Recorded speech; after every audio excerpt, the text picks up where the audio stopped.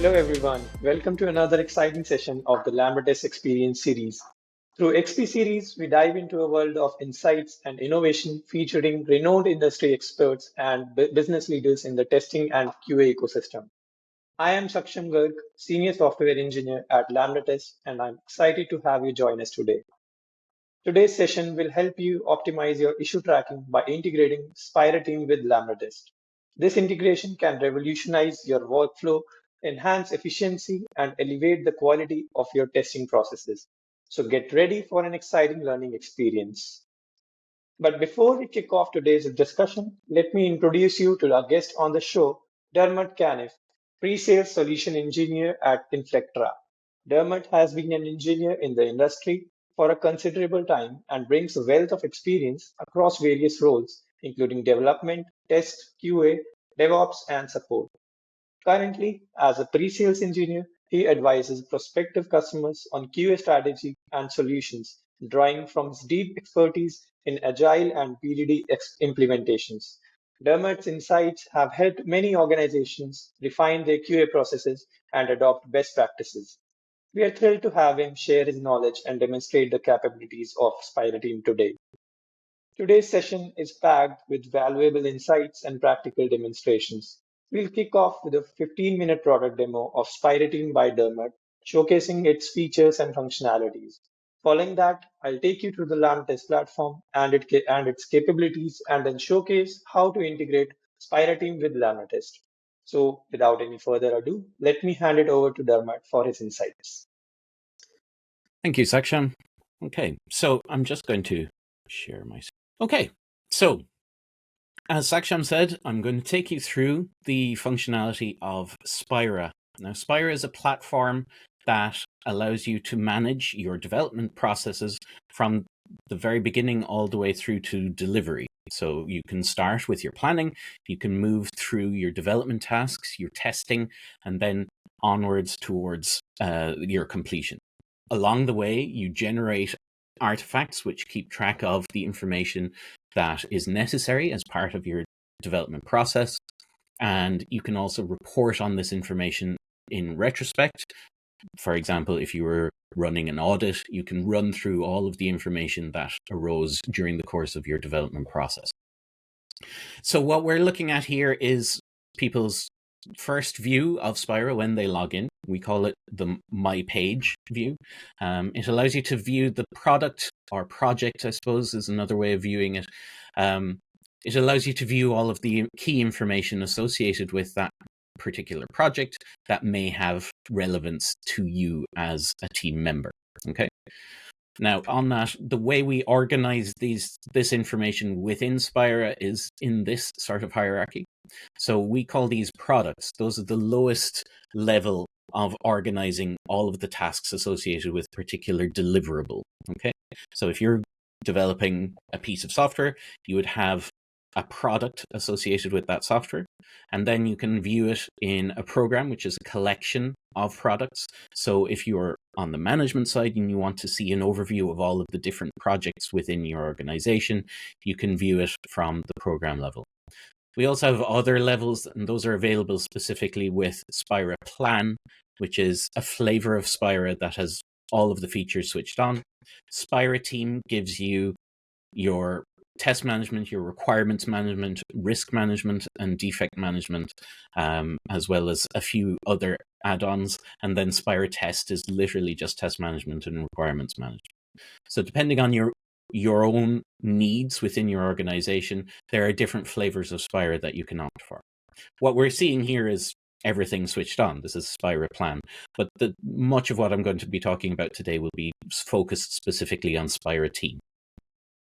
Okay, so if I want to view this particular product here, I can look at the overview of the product by going to this dashboard view, a one-stop shop as we call it. So what we're seeing here is information across all of the releases of a given product. We have these high-level dashboards. So I've got a testing dashboard that we're looking at here. I can rearrange these widgets, or I can add additional widgets depending on what I want to see at this level. So we have built-in widgets as incorporated as part of Spira that you can incorporate here and add those into your dashboard view. We can also view things from a more development-oriented position. So you can see, open issues, you can see task view, progress towards done of special development tasks, or we have a general overview as well, which kind of gives you more of a management view. You can see your risks, you can see your delivery, you can see progress towards completion, and so on. Obviously, with everything customizable, you can mix and match these widgets depending on what you particularly want to see as a user, and it is all basically customizable from the user perspective. Now, all of this information is available in our reporting section as well. We have a variety of reporting dashboard widgets here. So we've got pre-built ones that come with Spira, and you also have the ability to customize them with the higher levels of Spira. So you would be able to use an SQL-like language in order to pull specific information from the Spira database and present it in our widgets. You can also generate reports. So if I go into one of these standard report types, we can generate HTML or Office documents or XML based on information pertaining to this particular set of artifacts within our project. So all of this communication, all of this dashboarding, these reporting methods that we have, all derive from the artifacts that we've generated as part of our development process. And those are available here. So we have requirements, which is where most people would start with their development process. We can go to releases and planning of those releases, the times, the schedule, and so on. We have a document repository, which for any document that's uploaded as part of our requirements or test cases, etc., those are automatically stored in this document repository for later retrieval. We have test cases, test sets, which are just collections of test cases, and then test runs. So that's when we actually run the tests and we see the output and the outcomes that are associated with those tests. We can link to different source code utilities, so we can view pull requests and commits associated with our development process.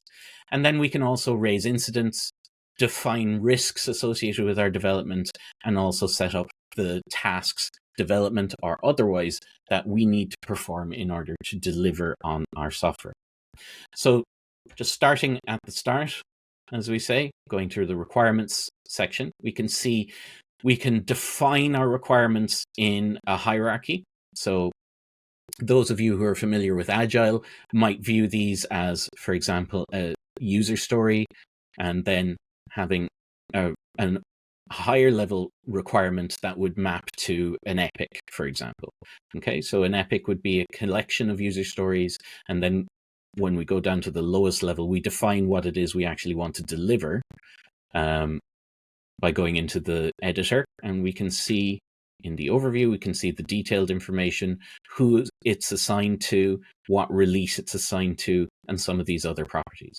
Now, you can see tags here. That's new functionality with our latest release of Spira. And you also have the ability with Spira for any artifact to generate custom fields, custom properties that you want to keep track of. And that's very powerful, obviously, during the course of your development process. If you want people to easily see a specific type of information that you want to collect as part of your requirements phase or your testing. But it also means that in retrospect, when you're looking at the information that came out of that development process, or you're tracing things that may have happened during the course of development, you can actually generate reports and filter on these custom fields. So by being very customizable, it can stitch into your own set of requirements rather than you having to modify your processes to match the tool that you're using. Now, for a given requirement, if we've defined our detailed information, from here I can go to the tasks tab and define the development tasks that are needed in order to implement this requirement. I can go to the test coverage tab and define the tests that we're going to use to validate this requirement. And we can also add associations to other artifacts within the system. So we can link to other requirements. So we can cross-link requirements. We can link to releases, incidents, or risks as well. And by having this sort of linkage, this improves the level of communication and the information that we can convey and report on within our development process. Okay. Now, we also have a new integration that it's entirely optional, but you can also integrate ChatGPT into your workflow. So for a given requirement, if I wanted to identify risks or generate development tasks, or let's say generate BDD scenarios, I just click the relevant button and GPT, in this case GPT-4, will automatically go and generate that information for me. So if I just so if I choose to generate tasks, for example, that will go off, make a request to the GPT-4 API, and then it will return the information, and Spire will automatically populate my set of tasks with the information that it got. So if we go over to tasks, do a refresh. Yeah, there we can see a whole set of new tasks that have been defined automatically using this new integration. So, having defined our requirements, we can define our tasks, we can define our tests. And our test cases are defined and viewable here. So we can view the tests in aggregate, or we can narrow the field based on the folders that they're contained in. So if I look in common tests, for example, or demo project, or functional tests, we can see a set of test cases here. If I open one of these, we can see standard information that we'd put into the overview tab, like author and so on, and who it's assigned to, when it's going to be executed. And then we can see the test set that it's grouped into. So we can create these groups of tests that we're going to execute at a given point. We can see the releases that are associated with it, and we can also see the test runs associated with that test case as well. So we can see when the test was run, we can see whether it passed, failed, or what the execution status was. And that information is visible here, but it's also visible in the kind of management views of the requirements and so on because of that interlinkage. Now, we can define our test cases as being manual. So we can define the steps that we're going to perform within the test case, or we can associate it with an automation engine. So here, this particular test case is associated with a 𝐸𝐴𝑠 execution. 𝐸𝐴𝑠 is an Inflectra tool that allows you to do automated testing of user interfaces for Windows desktop, web, or mobile applications. But we do support a variety of other types of automation engine as well. And in fact, if your automation engine of choice isn't included in here, you can also use the command line. Now, we're going to be talking a bit more about automation when I hand over to Saksham, automated test execution and reporting. But for now, just the point I'm making here is that within Spira, you can make tests either manual or automated, and you can report across all of those in terms of execution and traceability. Okay. So finally, we have risks and incidents. So risks, we've newly incorporated this into SpiraTeam. It's also available in SpiraPlan, but it allows us to define the risks associated with our development process. So if I go into this risk here, we can see the overview associated with it, which is information about what the risk is. We can link it to tasks. So these tasks would be defined, and they would be the development work or whatever work we need to do in order to mitigate the risk. So I can go in and edit that and modify the information. And we can also see what else it's associated to. So in this case, it's associated with a requirement for books with different editions. So you can have this linkage, and you can have this extra layer of risk management. It's becoming more of a discussion topic in development teams about how you manage and mitigate your risk. So within Spira, you have the ability to keep track of that information. And then finally, incidents, we have the ability to raise incidents as a result of our testing. You can do that from within test executions, or you can create new incidents from this view as well. And those are basically incidents of a variety of different types. So you can set whether it's a bug or a change request or an enhancement. You can define all of the information associated with the incident. You can tag in people in your team and talk to them about it. And you can also keep track of what that's associated with. So in this case, it's associated with this test run, these requirements, and also cross-linked to another incident.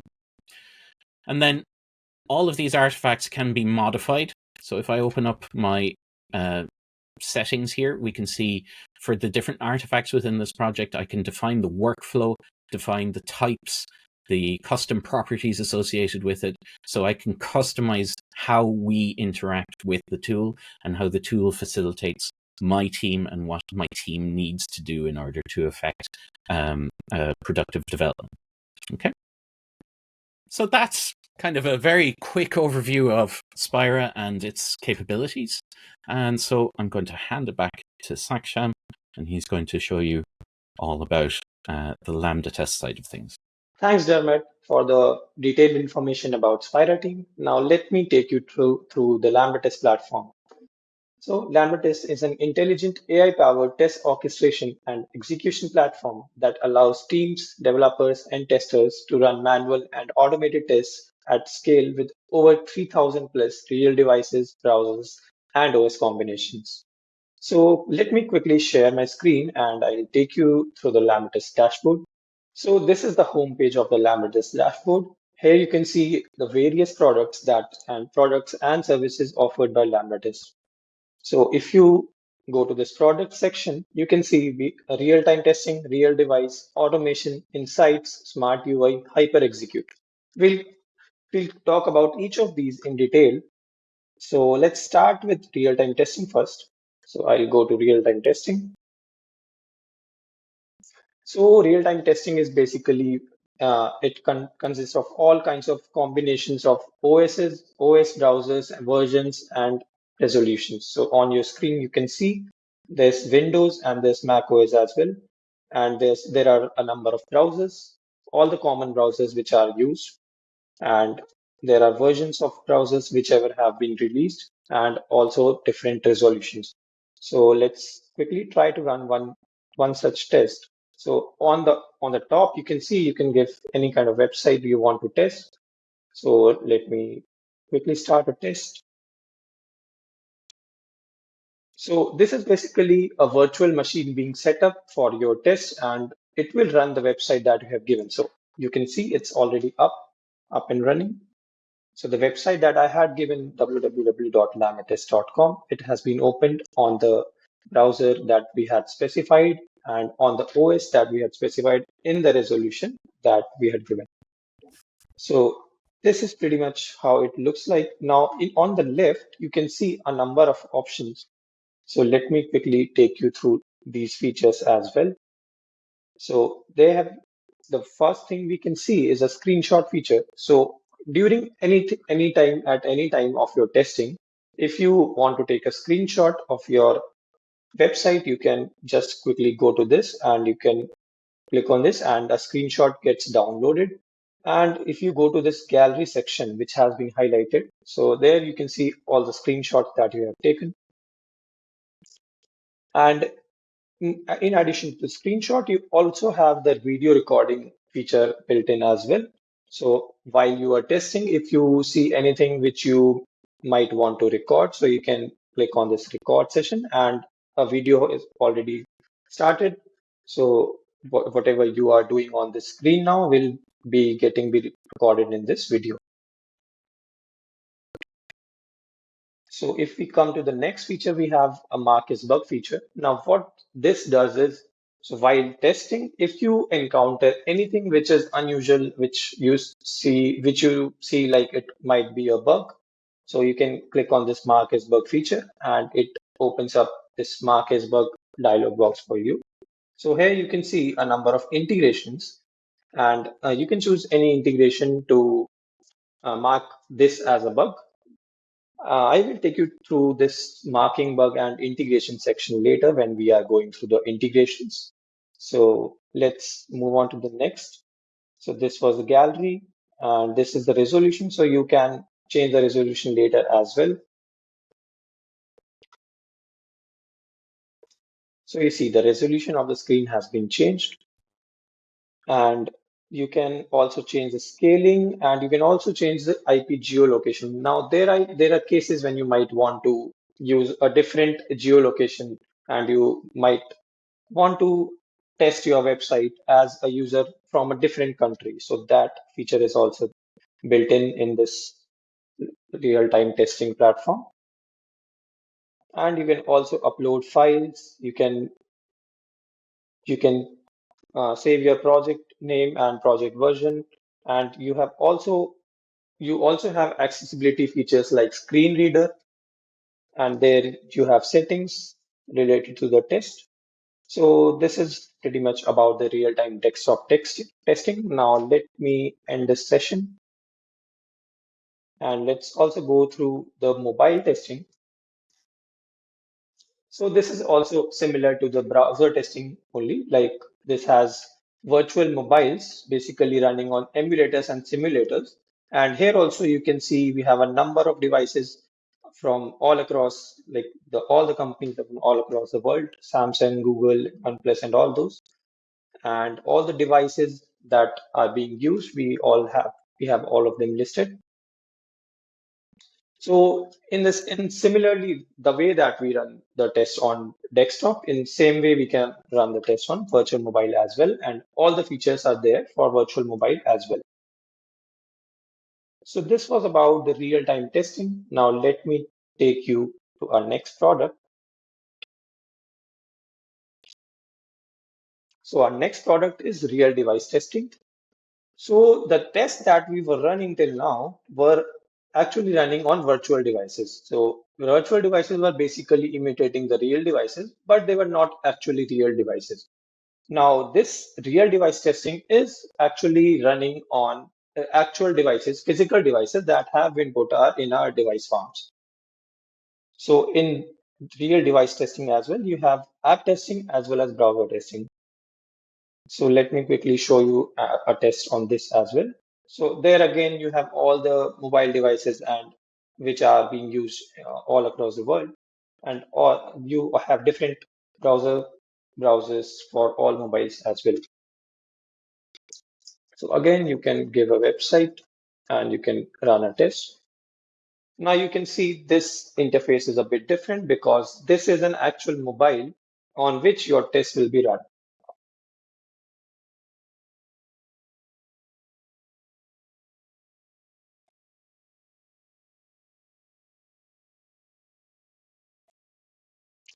So there you go, the test is up.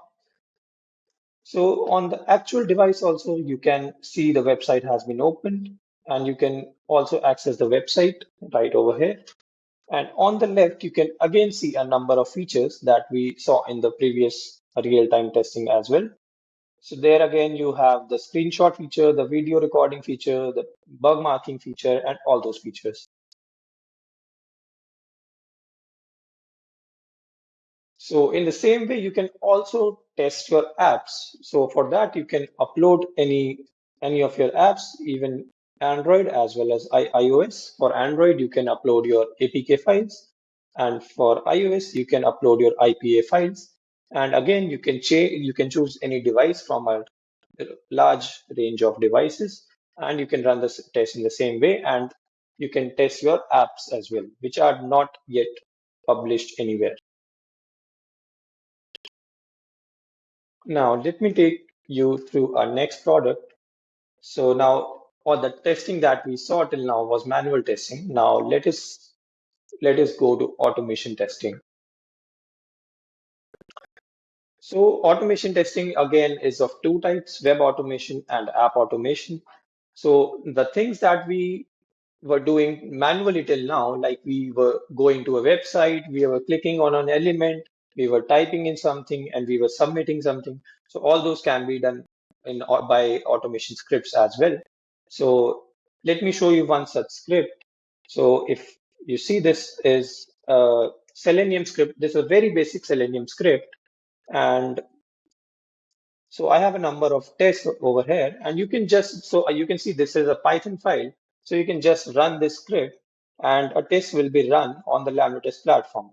Now to run it on the LambdaTest platform, you just need to specify your LambdaTest username and access key. So when you run this test, so I have some tests already run on my account. So you can see on the left, we have builds. Builds is basically a collection of tests. And if I open any build, I can see the tests inside that build. So you can see the number of tests, the project name, the time it took, and when it was run. Now, if I open a test, so here you can see the distribution of the test command wise, like the test has a number of commands, and you have all the commands listed over here, and you also have a video of the test, that like all that happened on your device during the test you can see on the right. Again, like you can replay it as many times as you want. Now here again, you also have, if you encounter any kind of bug during this, you can again mark that as a bug right from this point. And again, it will show you the list of integrations that you have done, and you can mark a bug on any of them. So similar to the web automation, we also have app automation. So this is again similar to web automation, but it instead of running on websites, it actually allows you to test your apps on any kind of device which you want. So again, this is automation, so you have to write some kind of test scripts. So let me show you a sample of that test script as well. So on your screen, you can see this is one sample test script, which is a test running on the APM platform, and it is a Python script. And here you can give your capabilities and you can give your commands. And again, here to connect it to LambdaTest, you just need to give your username and your access key. And when you run this script, it will again be connected to the LambdaTest grid. And if you go to your app automation dashboard, you will be able to see the test. So I already have some tests run on my app automation dashboard as well. Here again, you can see the interface is again very, very similar to web automation. On the left, you can see the builds. And if you open any build, you can see the number of tests in that build. And here again, you can see each of the commands that were run in that test. And on the right, you can see the mobile device. So this was pretty much about automation testing. Now let me take you through our next product. So we also provide insights. Now, when you run tests on web automation, app manual, or desktop manual, any kind of test that you are running, so we also provide analytics out of the box. Like you don't have to rely on any other platform for analytics. You can just quickly go to our analytics platform and you can see the stats of all the tests that you have run across all the products that are there on LambdaTest. So this is a pretty intuitive guide that will take you through the process of creating the dashboards. So you can see in just one click, I already have a number of dashboards showing all the stats regarding my test run on the LambdaTest platform. So it is showing me the job trends, test device coverage, test status ratio, error stats. So it basically enables you to debug and be known about data regarding what all tests you have run and gauge what all is going wrong in your testing. So this is about the Insights platform. Now, another product that we have is Smart UI. So Smart UI is basically visual regression testing. Now, whenever you are making any changes to your website, and you want to compare the UI, your old UI from the new UI. So you can do that using our visual regression testing platform called Smart UI. So here I have a number of builds. Let me open up any of these and show you how it looks.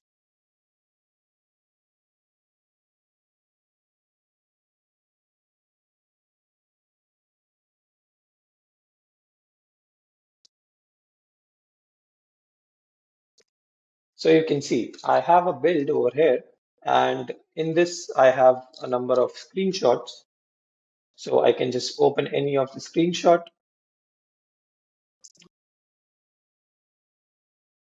and I can approve this. So this is actually already approved by me.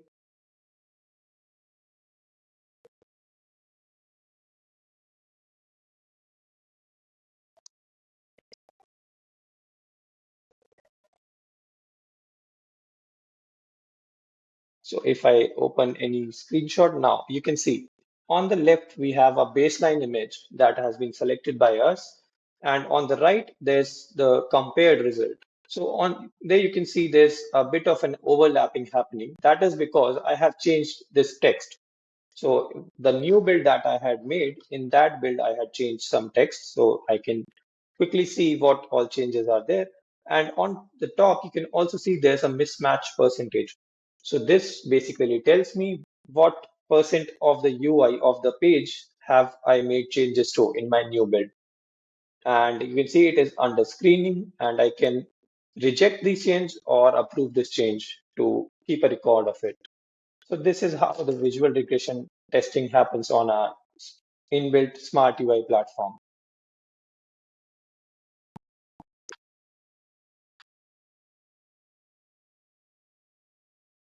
So now let me take you through Hyper Execute. So Hyper Execute is our flagship product, which basically is an AI-powered test orchestration platform. So the automation testing that you perform on our LambdaTest grid, you can also perform that testing using Hyper Execute. Hyper Execute is an AI-powered, blazing fast, end-to-end test orchestration cloud. So what it essentially does is it uses AI to orchestrate your tests, and it distributes your tests on various virtual machines according to what will be the fastest way to perform your tests. And in addition to this, you get all the real-time console and execution logs while testing. And you also get automatic report generation. You also get real device test execution in addition to the web testing. So these are all the features. So it basically performs a really faster than the natural normal cloud testing that you might be using.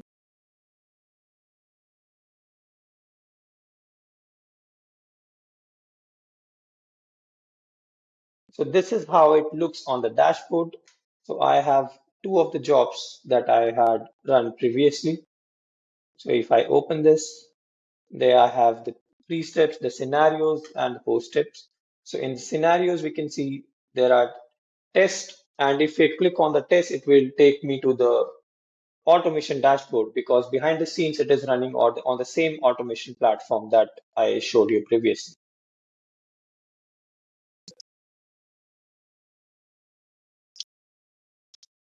So this was about the Hyper Execute product. Now, if you see on the right side, there's an integration section.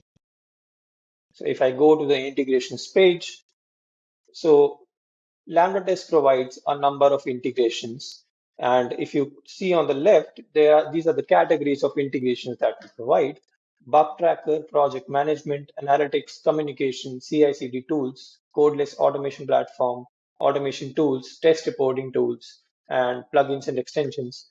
So we have almost 100 plus integrations, and which help you to connect LambdaTest with all these third-party apps. So if I give an example of bug tracker integration, so what they basically do is, so as I previously showed you, whenever you want to mark a bug in any kind of testing across any product, you can click on that mark as bug, and it will show you a list of bug tracker integrations, and you can choose any of the bug tracker integrations, and it will create a ticket on that bug tracker integration right out of LambdaTest. So yeah, this is pretty much about the LambdaTest dashboard. And if you want, if you want any kind of support, you can go to the support docs, and we have a huge amount of support docs to support the users in any kind of issues they might be having. And in case the docs are still not able to solve the user's problems, you can anytime reach a support team, which is 24/7 available on chat as well as on calls. So yeah, this is pretty much about the LambdaTest platform. Now let us talk about the LambdaTest and SpiraTeam integration.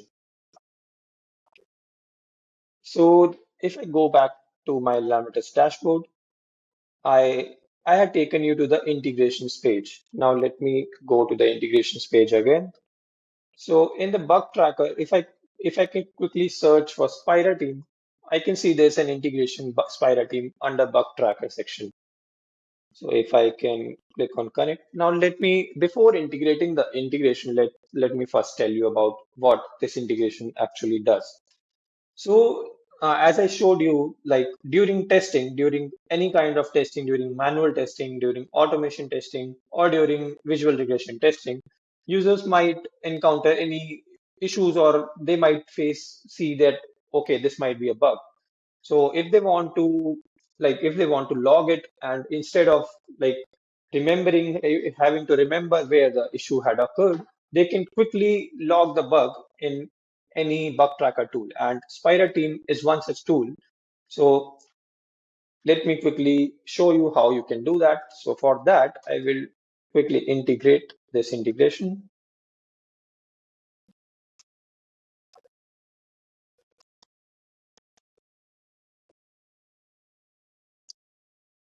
So you have to provide your username, SpiraTeam URL, and RSS key.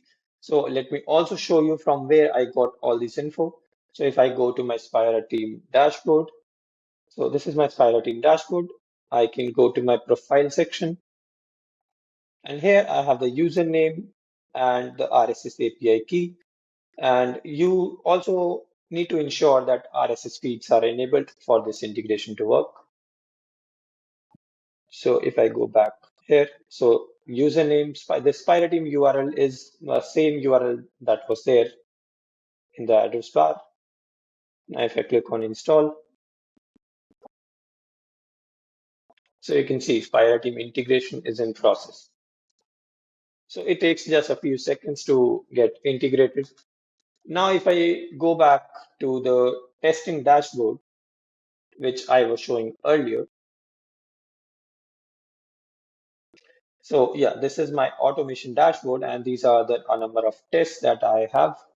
So if I open any test, now you can see this mark as bug option. So these are the commands of the test. And if you want to report a bug in this particular command, if you see that this particular command had some kind of issue, so you can click on this mark as bug option. And there you can see SpiraTeam. And you can click on SpiraTeam, and a form just opens up. So you can just name your issue, like issue 1, description, something wrong happened. So you can give any description regarding the issue. And here you can choose from the project. So these are the projects that you have on your SpiraTeam account. So let me choose any of them. And you can see a number of fields again. So I'll quickly fill in all these.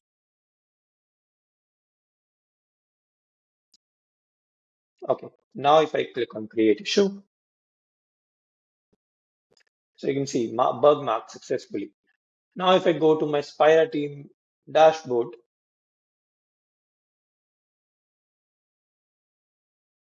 and let me go to, yeah, this is the project that I had logged my bug in. And let me go to incidents. So as I had marked the bug, it will go under incidents. So I already have a number of bugs here, you can see. So on top, you can see this issue1 issue, which I just created. Let me open this up.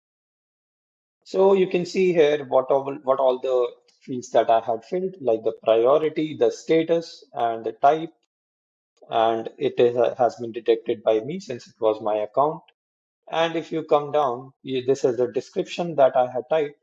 Now, in addition to the fields that I had typed in that bug marking form, you can see there's some extra info over here. So what actually this is basically the test info. So I had logged my bug from a particular test. You can see this is a test from where I had logged that bug. So what this integration does is it automatically fetches all the information regarding this test and it encapsulates it with the information that the user has entered and it sends it to the SpiraTeam ticket that has been created. So it becomes really easy to track these issues later on. Like you can just come to your SpiraTeam dashboard and you can go to incidents. And if you open up any incident, you have the test ID here already logged. So if you want to see in which test the issue occurred, you can just copy this test ID and go to your LambdaTest dashboard and quickly go to the test and debug what wrong happened over there. You have even more info like the operating system, resolution, browser, device. And in addition to that, you also have the video links. So if you open these links, you can directly download the video of the test. So you can see the video has been downloaded. And instead of downloading, you also have an option to watch the video. So this is the video of the test. You can watch it outside of LambdaTest also. So what this integration enables the user to is that they don't have to actually, if they are in their SpiraTeam dashboard, and if they want to see the test, so they don't have to go back to LambdaTest. They can just click on this watch video link, and they can again see the test without even going back to the LambdaTest dashboard. And if we talk about the reverse of this, so when they are using the LambdaTest dashboard, then they are testing their websites or apps on LambdaTest, and they want to mark any bug on SpiraTeam. So they don't have to go to the SpiraTeam dashboard to do that. They can mark their bugs on SpiraTeam right out of LambdaTest dashboard without ever leaving the dashboard. So this is how the integration enables the user to actually join the power of LambdaTest and SpiraTeam without too much of to and fro between both of the platforms. Now, we have a few questions for you, Dermot. So I hope you'll be willing to answer them. So let me quickly shoot a question for you. Could you elaborate on how SpiraTeam handles scalability and maintains efficiency for larger and more complex projects? Right. So Spira is a platform that's been kind of engineered from the get-go to include scalability as part of its design process. So under the hood, we incorporate a variety of technologies that allows a Spira instance to be flexible with regard to the complexity of a customer's project. Okay, so that means that whether you have a straightforward project or a complex project, Spira will be able to scale with you. And if you start with a small project and scale out to a more complex project, we can facilitate you with that as well. We have a variety of different customers from all sorts of industries of all sizes and complexities. Spira is able to help them all. So we have customers who have a single development team and they just use Spira to help them with their deliverables. We also have large enterprises with multiple teams using the same Spira instance across a variety of different products and projects. And Spira is able to help them equally. So under the hood, we have all of this technology that facilitates that scalability. Awesome. Thanks, Dermot. So can you also provide examples of how different teams or projects like agile versus traditional might use this integration differently? Well, from Spira's perspective, we support teams who are using a variety of different methodologies. So we have Agile in mind when we built the product. But also people who are following waterfall type patterns or any pattern really can benefit from the artifacts that are generated within a Spira product and keep track of the work and the effort involved in delivery, regardless of the methodology that they're practicing. And I suppose specifically the integration would help people in either kind of methodology as well, whatever sort of practice they're incorporating, because everyone needs to log bugs. Everybody encounters bugs during their testing, and just having the ability to raise those issues at the point that you encountered them and then have them tracked in Spira is of benefit, regardless of whether you're going to be using Agile or more traditional methodologies. That's great. So another question I have for you, how can teams benefit from SpiraTeam and LambdaTest integration that are using traditional methods of maintaining dashboards, like over Excel spreadsheets? Right. Well, I suppose if a team has been using Excel sheets, I mean, that's the way we all used to do it 20 years ago, and it's fine for what it is, but it does mean that you're doing an awful lot of manual work, moving the information, keeping track of the information, and putting in those formulas to keep track of what all is going on with your testing and your reporting. By using something like Spira, you're taking away a lot of that overhead. So Spira will manage things, the linkages, the reporting side of things automatically for you. You're still putting in the same sort of detail that you'd be putting into an Excel sheet, but Spira is handling the grunt work of reformatting that information, keeping it up to date, and handling the reporting, the incident managing, and the traceability. And again, with LambdaTest involved, you've got this execution environment that is also helping you to keep track of test outcomes, test artifacts like videos and screenshots and so on. And then with this new integration, also handling the issue tracking and the reporting of that. Thanks, Dermot. Thanks for answering the questions.